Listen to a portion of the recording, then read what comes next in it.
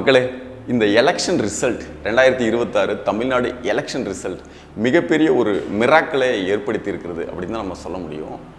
இந்த வீடியோ எந்த ஒரு கட்சிக்கு ஆதரவாகவோ இல்லை எந்த ஒரு கட்சிக்கும் எதிராகவோ கிடையாது. இந்த ரிசல்ட்டிலிருந்து நமக்கு நிறைய பாடங்கள் கிடைத்திருக்கிறது. அந்த பாடங்களை நம்ம வாழ்க்கையில் இம்ப்ளிமெண்ட் பண்ணால் நிறைய மிராக்கலான ரிசல்ட்டை நம்ம பார்க்க முடியும். இந்த எலெக்ஷன் ரிசல்ட் மாதிரியே எதிர்பார்க்காத நிறைய மாற்றங்கள் நிகழ ஆரம்பிக்கும். அது என்னென்ன அப்படின்னு பார்க்குறது தான் இந்த வீடியோவுடைய நோக்கம்.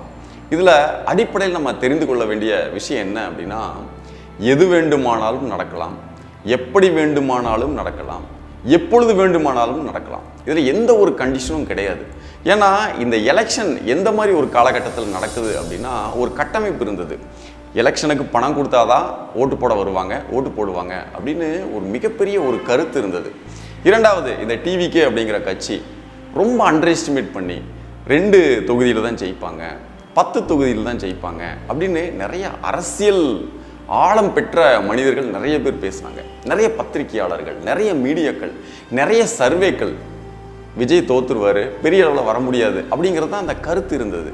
அது எல்லாத்தையும் புரட்டி போடும் விதமாக அந்த ரிசல்ட் அமைந்திருந்தது.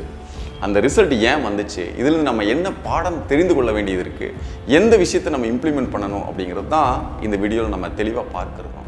சரி, இதில் முதல் விஷயம் என்ன அப்படின்னா, இலக்கை முடிவு செய்தல், இலக்கை தீர்மானித்தல் அப்படின்னு கூட நம்ம சொல்லலாம். இப்போ அறிவியல் என்ன சொல்லுது அப்படின்னா, நீங்கள் ஏதோ ஒரு விஷயத்தை முடிவு செய்து விடுங்கள் அப்படின்னு சொல்கிறாங்க. இப்போ எந்த முடிவை நீங்கள் எடுத்தாலும் அதை அடைவதற்குண்டான அனைத்து சாத்திய கூறுகள் கொண்ட ஒரு பிரபஞ்சம் உங்கள் கண் முன் உருவாகிறது அப்படின்னு சொல்கிறாங்க. இது சின்ன முடிவாக இருக்கலாம், பெரிய முடிவாக இருக்கலாம். அப்போது உங்களுடைய இலக்கை நீங்கள் முடிவு செய்து விட்ட அந்த தருணத்தில், அந்த நொடியிலேயே உங்கள் கண் முன் ஒரு மிகப்பெரிய ஒரு பிரபஞ்சம் உருவாகிறது அப்படின்னு அறிவியல் பூர்வமாகவே அதை சொல்கிறாங்க.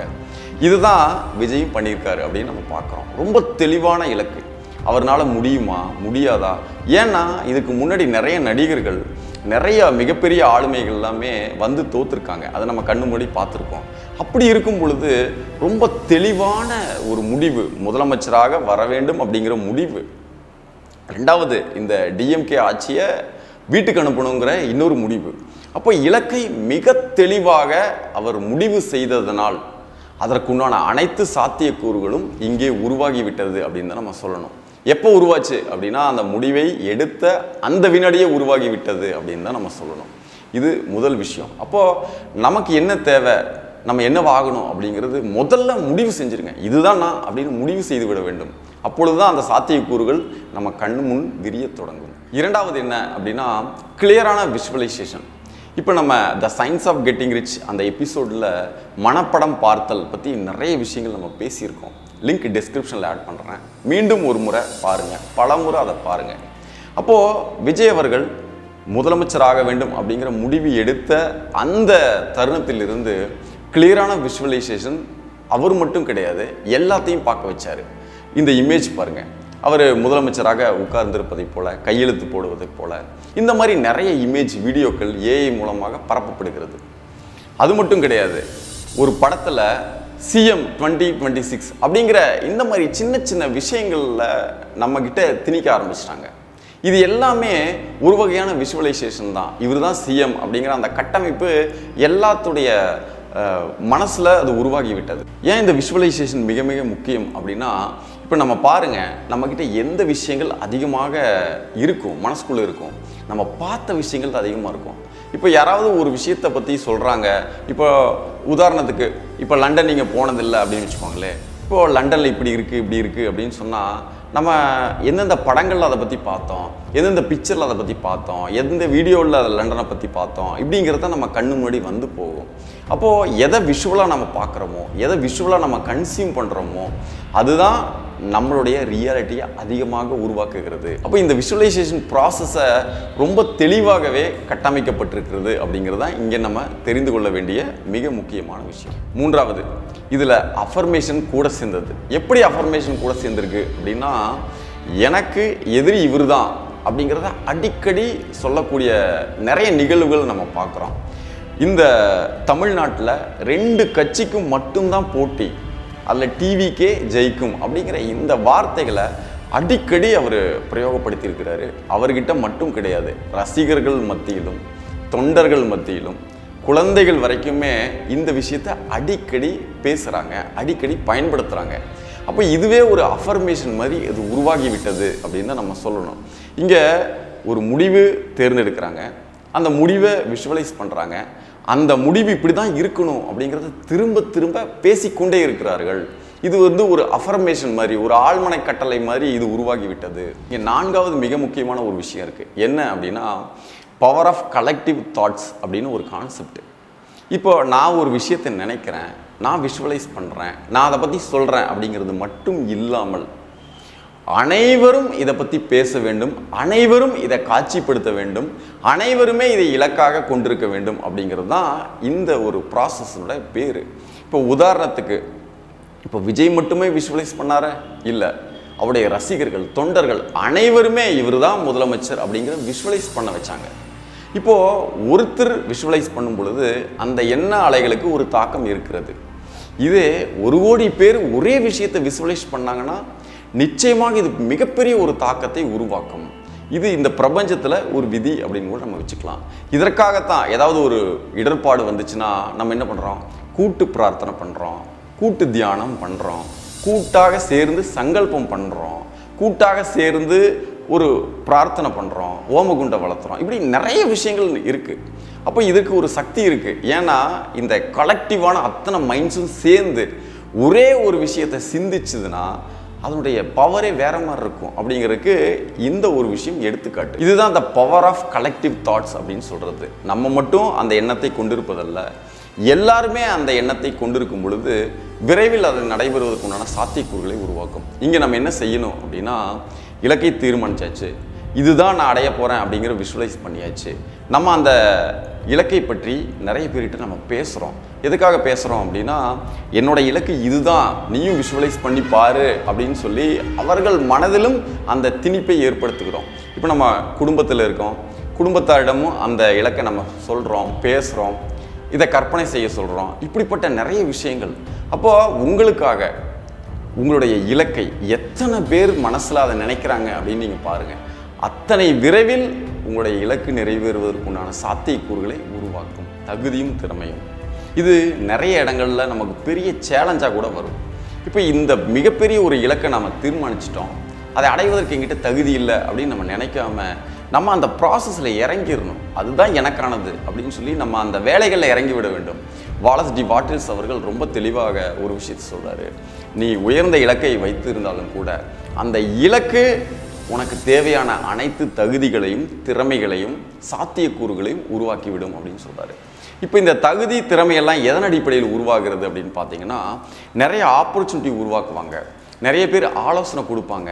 சில நேரங்களில் எந்த ஆலோசனையும் நம்ம கேட்கலினாலும் கூட நமக்கு நிறைய சேலஞ்சஸை இந்த பிரபஞ்சம் உருவாக்கிடும். அந்த சேலஞ்சஸ் எல்லாமே நமக்கு இந்த இடத்தை அடைவதற்குண்டான தகுதியை வளர்த்தி கொள்வதற்கு தான். இப்போ உதாரணத்துக்கு பார்த்தீங்கன்னா, விஜய் அவர்களுக்கு நிறைய சேலஞ்சஸ் வந்துச்சு. இவர் எந்த ஒரு கேம்பெயினுக்கு போனாலும், எந்த ஒரு கூட்டத்துக்கு போனாலும் நிறைய பர்மிஷன் கொடுக்கப்படவில்லை. நிறைய இடத்துல நிறைய ரெஸ்ட்ரிக்ஷன்ஸ் இருந்துச்சு, நிறைய இடங்கள்ல அவருக்கு பர்மிஷனே கொடுக்கல. அந்த மாதிரி நிறைய சேலஞ்சஸ் அவர் ஃபேஸ் பண்ணார். இரண்டாவது, கரூரில் நடந்த துயர சம்பவம், இதில் நிறைய சேலஞ்சஸ் அவர் ஃபேஸ் பண்ணியிருக்கிறாரு. மூன்றாவது, அவருடைய படம் ஜனநாயகன், இது படம் ரிலீஸ் ஆகலை, தள்ளி வச்சாங்க, அதை நிறுத்தி வச்சாங்க, அதுக்கப்புறம் ஆன்லைனில் அது லீக் ஆச்சு. இப்படி நிறைய சேலஞ்சஸ் அவர் ஃபேஸ் பண்ணியிருக்கிறாரு. இப்போ இந்த சேலஞ்சஸ் எல்லாமே எதற்காக வந்திருக்கு அப்படின்னு பார்த்தீங்கன்னா, அவருக்கு ஒரு தகுதி தேவைப்பட்டிருக்கு, அவருக்கு அந்த இலக்கை அடைவதற்கு ஒரு சூழல் தேவைப்பட்டிருக்கு. அத்தனை சூழல்களையும் இந்த நிறைய சேலஞ்சஸ் அது உருவாக்கிருச்சு அப்படின்னு தான் நம்ம சொல்லணும். இப்போ கரூர் சம்பவத்தை எடுத்த வரைக்குமே இவர் மேலே தப்பில்லை அப்படின்னு எல்லாத்தையும் நம்ப வச்சிருக்கு. இரண்டாவது, படம் ரிலீஸ் ஆகலை அப்படிங்கும்போது வேணும்னே விஜய் இப்படி பழி வாங்குறாங்க அப்படிங்கிற ஒரு ஃபீல் வந்துருச்சு. இவர் எங்கே போனாலும் அந்த மீட்டிங் போடுறதுக்கோ கூட்டம் நடத்துவதற்கோ நிறைய ரெஸ்ட்ரிக்ஷன்ஸ் இருந்துச்சு, நிறைய தடைகள் இருந்ததுனால ஏன்டா இந்த மனுஷனை போட்டு இவ்வளோ கஷ்டப்படுத்துகிறாங்க, ரொம்ப நல்லவர் போல் இருக்கு, எல்லாருக்கும் ஜெயிச்சிருவாங்கன்னு ஒரு பயம் இருக்குது போல் இருக்கு அப்படிங்கிற ஒரு பிம்பத்தை ஏற்படுத்திடுச்சு. இந்த ஒரு சூழலே அவர் பெரிய வெற்றியை பெறுவதற்கு ஒரு அடிப்படை காரணமாக இருந்தது. அப்போ நம்ம வாழ்க்கையிலையும் நம்ம ஒரு இலக்கை நம்ம நிர்ணயம் பண்ணியாச்சு, அதை அடைவதற்குண்டான ப்ராசஸில் இருந்தோன்னா நிறைய சேலஞ்சஸ் வரும். ஆனால் அந்த சேலஞ்சஸை நம்ம பார்த்துட்டு ஐயோ நமக்கு இது ஆகாது அப்படின்னு விட்டுட்டு வெளியில் வரக்கூடாது. இந்த சேலஞ்சஸ் எல்லாம் தான் உங்களை அந்த இடத்துக்கு கொண்டு செல்லும் அப்படிங்கிறது இதிலிருந்து நம்ம ரொம்ப தெளிவாக தெரிந்து கொள்ள வேண்டிய முக்கியமான பாடம். அப்போ உங்களுக்கு ஏதாவது சவால்களோ தடங்களோ வந்துச்சுன்னு வச்சுக்கோங்க, அதை கை கொடுத்து வரவேறுங்க மக்களே. அப்போ இறுதியாக மிக முக்கியமான ஒரு விஷயம், அமைத்து கொள்ளுதல், தக்க வைத்து கொள்ளுதல் அப்படின்னு நம்ம சொல்லலாம். இது எப்படி நம்ம சொல்லலாம் அப்படின்னா, நமக்கு இலக்கு அதை நம்ம அடைஞ்சிட்டோம் அப்படின்னா அந்த இலக்கை நாம் தக்க வைத்து கொள்ள வேண்டும் என்றால் அங்கே நிறைய ஒரு சிக்கல்கள் இருக்கலாம், அங்கே நிறைய ஒரு சவால்கள் இருக்கலாம். இப்போ அந்த சவால்கள்லாம் பார்த்த ஐயோ இவ்வளோ பிரச்சனை இருக்குது அப்படின்னு நம்ம வெளியே வந்துடக்கூடாது. அந்த சவால்கள் எல்லாமே எதற்கு அந்த இடத்துல உருவாச்சு அப்படின்னா, நீங்கள் அந்த இலக்கை தக்க வைத்துக் கொள்வதற்கு ஒரு தகுதி தேவை. அதை வளர்த்தி கொள்ள இந்த மாதிரி ஒரு சூழல் உருவாகும். இப்போ இது எளிமையாக எப்படி புரிந்து கொள்வது அப்படின்னா, உங்களை ஃப்ளைட்டில் ஏற்றி ஒரு ஜெர்மன் கண்ட்ரியில் கொண்டு போய் விட்டுட்டாங்கன்னு வச்சுக்கோங்க, திரும்பி வந்துட்டாங்க அப்படின்னா உங்களுக்கு அங்கே எப்படி சர்வே பண்ணுறது, எப்படி இருந்தாலும் நம்ம வாழணும், இல்லை உயிரோட வாழணும், சாப்பிடணும், நமக்கு நிறையா விஷயங்கள் தேவைப்படும். அப்போது நம்மக்கிட்ட ஒரு டிஃபால்ட்டாகவே ஒரு உந்துதல் ஏற்பட்டு, அது புதிய மக்களாக இருந்தாலும் புதிய பாஷையாக இருந்தாலும் நம்ம அந்த இடத்துல வாழ வேண்டுமே அப்படிங்கிற அந்த உள்ளுணர்வு உங்களை உந்தி தள்ளி அந்த ஊர் பாஷையை கற்றுக்க வைக்கும், அந்த மக்கள்கிட்ட எப்படி இன்ட்ராக்ட் பண்ணணும் அப்படிங்கிறதையும் கற்றுக்க வைக்கும். இதுக்கு நிறைய சின்ன சின்ன சவால்கள் வரும். ஆனால் அந்த சவால்களுக்கு பயந்து ஓடி வந்துட்டா நீங்கள் அங்கே சர்வே பண்ண முடியாது. அப்போது உங்களை அந்த இடத்துல சர்வே பண்ண வைப்பதற்கு இந்த இயற்கை ஒரு ப்ராசஸ் வைத்திருக்கிறது. அந்த ப்ராசஸ் தான் எல்லாமே. அதே போல் நீங்கள் இலக்கை அடைந்து விட்டாலும் கூட அதை தக்க வைத்து கொள்ள வேண்டும் என்றால் அந்த இடத்தில் முழுவதுமாக பொருந்திவிட வேண்டும், அந்த சூழலுக்கு முழுவதுமாக பொருந்திவிட வேண்டும், அந்த சூழலை முற்றிலுமாக ஏற்றுக்கொண்டு அந்த இடத்தை அமைத்து கொள்ள வேண்டும் அப்படிங்கிறது தான் கடைசியான ஒரு விஷயம். சப்போஸ் நீங்கள் அந்த விஷயத்தை அமைத்து கொள்ளவில்லை என்றால், தகுதியை வளர்த்து கொள்ளவில்லை என்றால் அந்த விஷயம் உங்களை எலிமினேட் பண்ணிடும், அங்கிருந்து தூக்கி வெளியில் வீசிடும், திரும்பவும் பழையபடிக்கு வந்துடுவீங்க. இதுதான் இந்த இயற்கை சொல்லும் விதி. சரி, இதை பாலிடிக்ஸில் எப்படி பார்க்கணும் அப்படின்னா, 118 எம்எல்ஏக்கள், விஜய், எத்தனை பேர்த்துக்கு இதனுடைய தகுதி இருக்குது அப்படின்னு நமக்கு தெரியாது.